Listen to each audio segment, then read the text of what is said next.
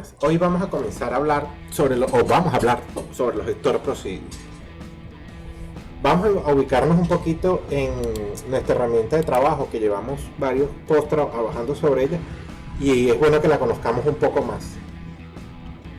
Esta es una herramienta de MySQL que se llama Workbench. Se puede bajar cuando instalas el manejador de base de datos, se puede bajar directamente y usar para trabajar. Ella, como pueden ver, tiene esta parte donde podemos tener de manera visual las tablas. Como verán, como que en este paño tenemos las tablas, las referencias y todo lo demás. Tenemos esta manera en que podemos ver cuál es el modelo, en que vemos nuestras tablas, y de nuestras tablas vemos cuáles son, abrirlas y ver cuáles son sus características, las columnas, los índices, llaves primarias,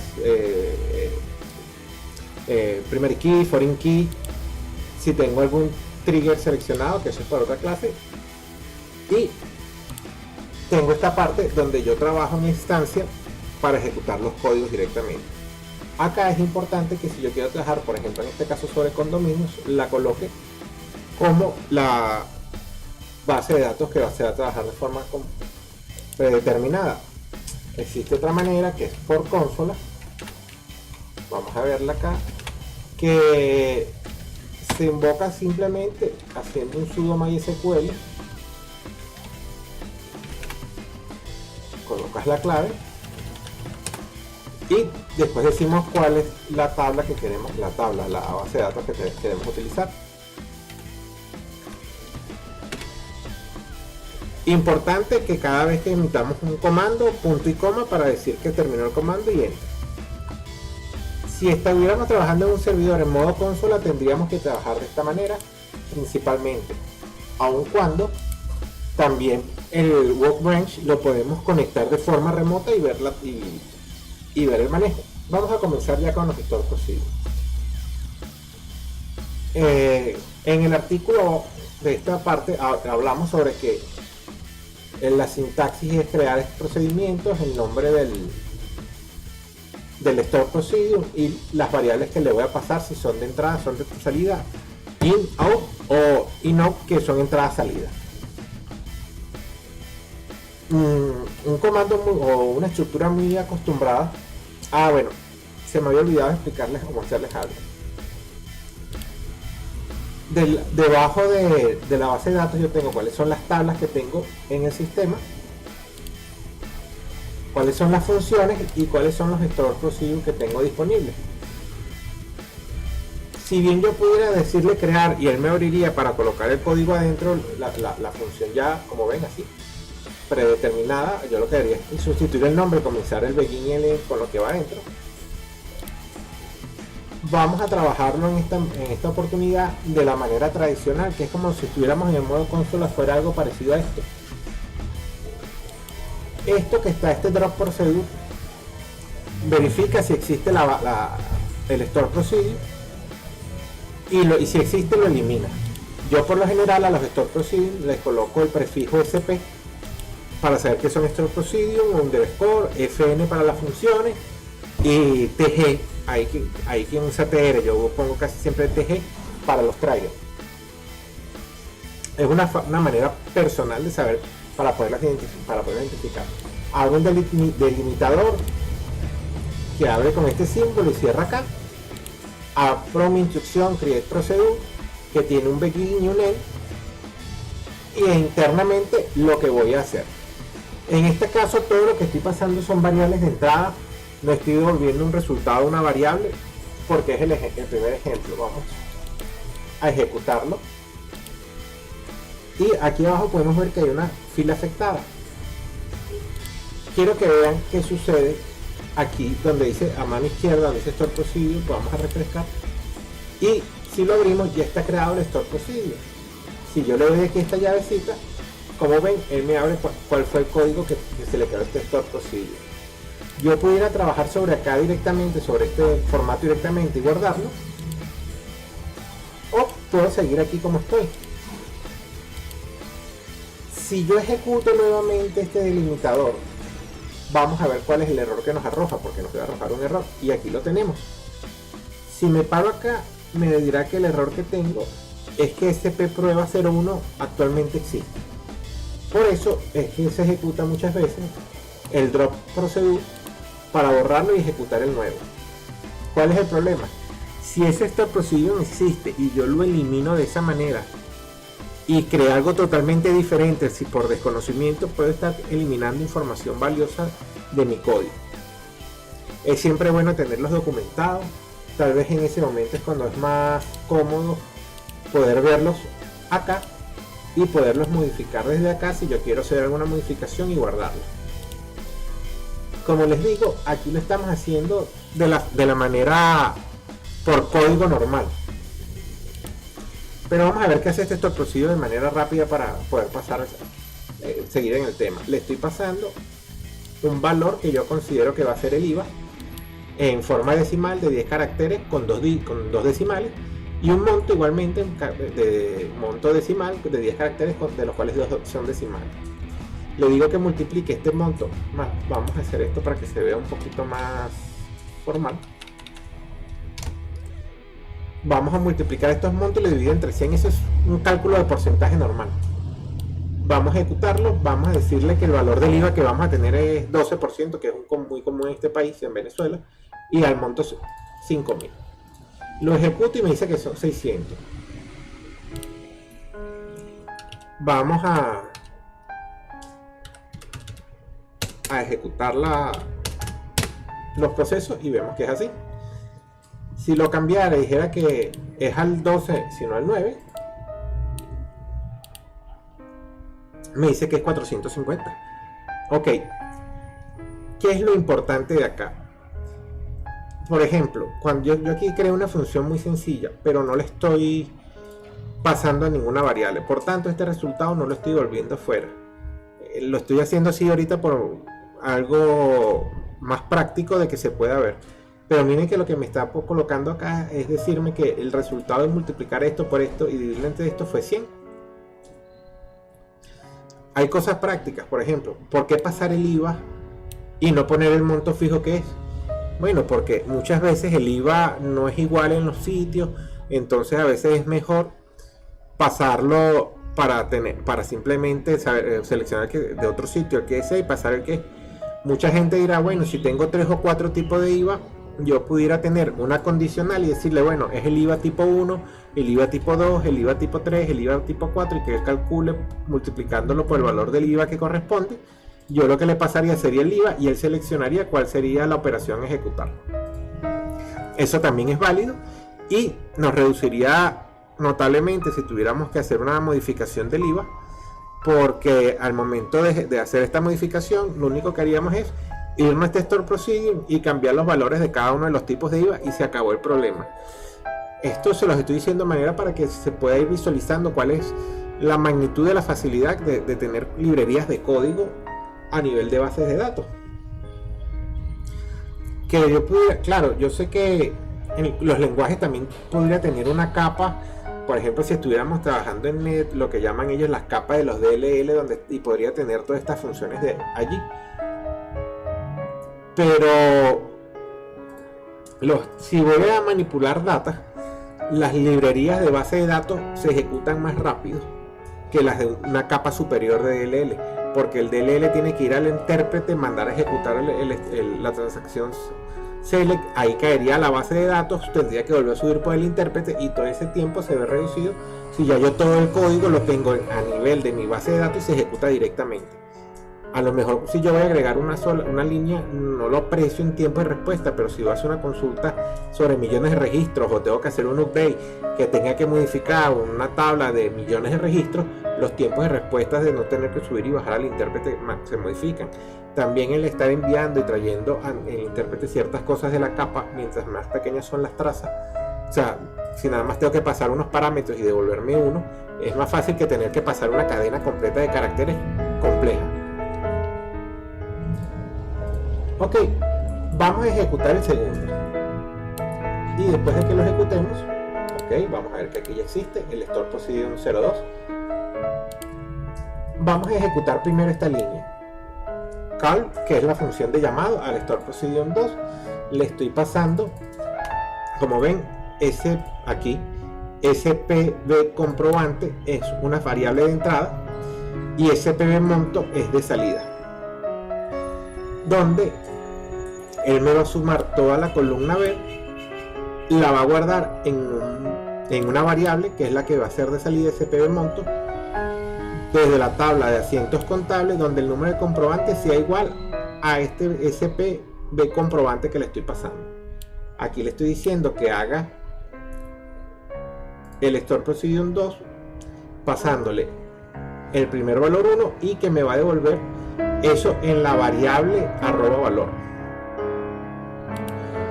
Lo ejecuto y yo puedo ver que se ejecutó algo. Aquí abajo vemos que fue exitoso, ok, pero no sé qué hizo. Vamos ahora a ejecutar estas dos líneas. Vamos a decirle que lo ejecute y que la variable que devuelva me la muestra con esto, ok, y me está diciendo ahora, ok, ejecuté la variable en la primera y después muestro la variable. Cuando yo muestro esa variable, veo que me arroja este valor. Vamos a suponer que le vamos a pasar otro número de comprobante, todos donde el número de comprobante sea 0, y vemos que me arroja otro valor, ok. ¿Por qué? Porque el resultado de esta sumatoria lo almacena en esa variable. Esa variable, si yo estoy programando, es lo que voy a recibir, y la cual, dependiendo del lenguaje, había tenido que definirla primero para cuando la reciba, asignarle el valor y poderlo utilizar. Ok, vamos a ejecutar ahora para que se cree el tercer Store Procedure. Vamos a ver que aquí ya se creó. Si le doy aquí a la llavecita, vamos a ver qué es lo que creo. Esto, vamos a comenzar con un insert sencillo en el cual le estoy pasando. Vamos a seguirlo haciendo aquí, que me siento más cómodo en el modo de juego, en que le estoy pasando por la variable todos estos valores. Todos son de entrada. Le estoy pasando el tipo de usuario, cédula, nombre, clave, usuario, hasta allí. Mi insert tiene tipo de usuario, cédula, nombre, clave, usuario y fecha de creación.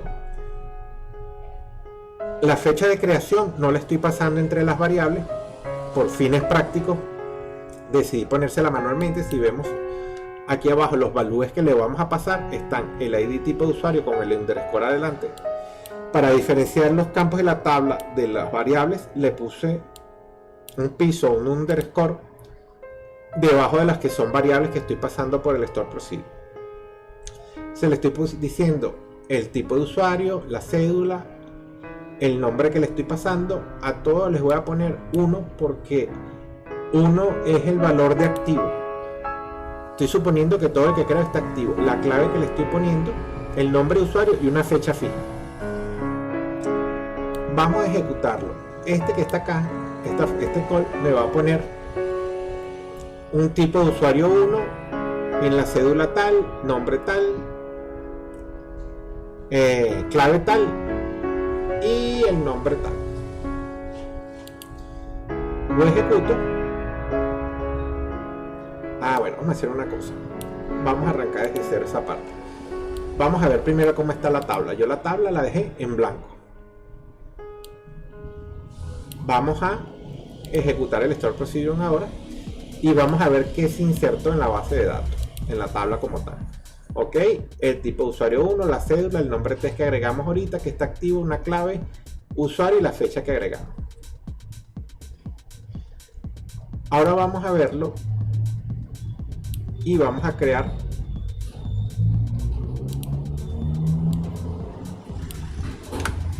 esta línea, se me corrió aquí. Okay. Y vamos a crear el 4.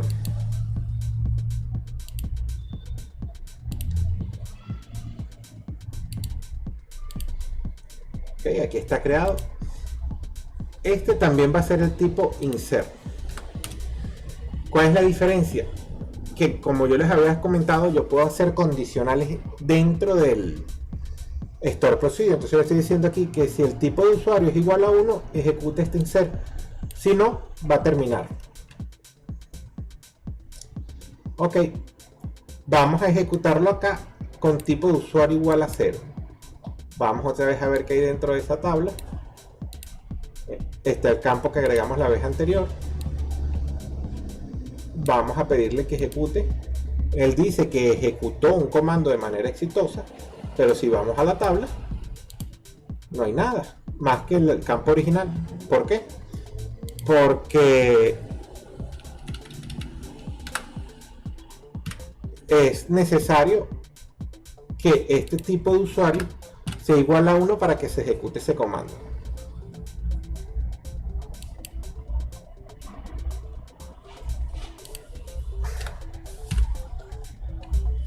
Vamos a ejecutar esto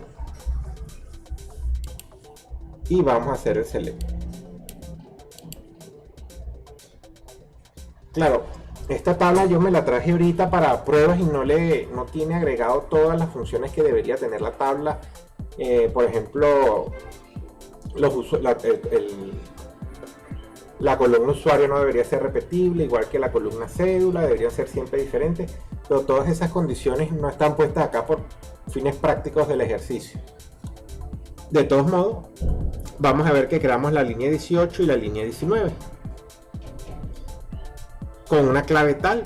Obviamente, si estuviéramos poniendo las claves realmente, yo debería ejecutar un comando de encripción, guardar la clave aquí encriptada, y cuando el usuario vaya a revisar si la clave es la correcta, simplemente el sistema debería encriptar la clave que pase el usuario, revisarla contra la que está aquí encriptada y ver si son iguales, que es la manera más común de hacerlo. Aquí estamos pasando todo manualmente y ese tipo de cosas que están en la capa superior no se están haciendo.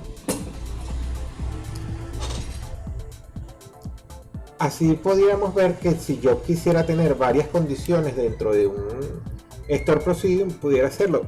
De hecho, yo pudiera decir dentro de un store procedure, si es tipo 1 el parámetro, haz un insert. Si es tipo 2, hazme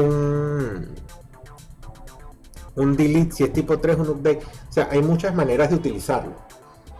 O podría tener varios tipos de update, tipo 1, tipo 2, tipo 3, y según lo que vaya a hacer, se lo paso.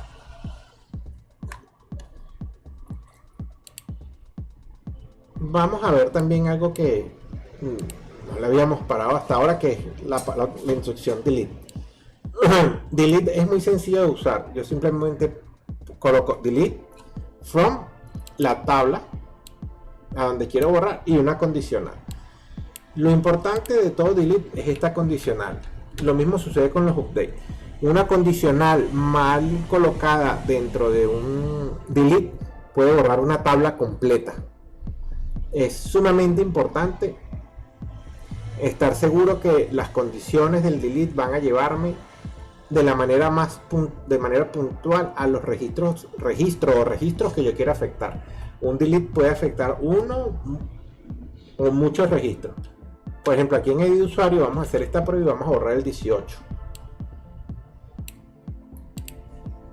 Ok, si hago un select de la tabla, vemos que ahora nada más está el 19. Vamos a agregarle otra vez una línea, haciéndole un call al procedimiento que agregaba el usuario. Y vemos que ahora tenemos la 19 y la 20. Una de las cuestiones que se me olvidó decirle al principio es que yo aquí, si veo la tabla de usuarios, este ID no lo estoy pasando ni en el Store Procedure, ni lo tengo colocado en los campos que va a pasar del insert. ¿Por qué? Porque este es un campo que se incrementa automáticamente. Por tanto, cada vez que yo hago un insert, este campo suma 1 y suma 1 sin necesidad de que yo lo esté controlando. Por tanto, yo lo que le paso son los campos de tipo de usuario, cédula, nombre, si está activo 1 o 0, clave, usuario y la fecha. Supongamos, para que ustedes vean, claro, aquí son dos campos. Lo delicado que puede ser un delete, que si yo le digo aquí mayor de 0, el ID de usuario va a borrar toda la tabla. Si yo vuelvo a hacer un select, ya no hay nada. Por eso es que, claro, en este caso que yo quiero limpiar la tabla, es correcto, es cómodo. pero es algo que hay que tener mucho cuidado cuando yo vaya a hacer mis condicionales para borrar, hacer un delete, hacer un update, porque a diferencia de los select mal hecho es también un problema porque mete la información que no es, pero la data original sigue intacta para yo simplemente acomodar el select y traerme la que necesito.